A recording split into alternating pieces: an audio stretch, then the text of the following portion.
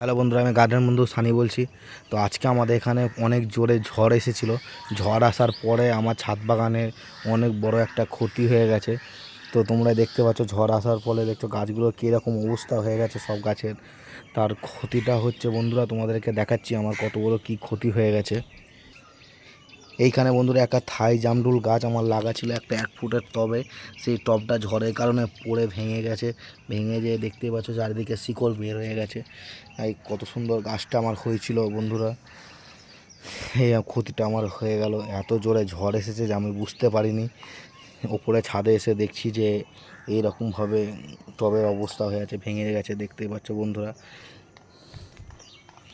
দেখতেই পাচ্ছ কি হয়েছে আমার গাছের, সব গাছের অবস্থা। এইদিকে যেমন লেবু গাছগুলোর অবস্থা দেখো বন্ধুরা কেমন হয়ে আছে, সব লুটিয়ে পড়েছে আমার ছাদ বাগানে।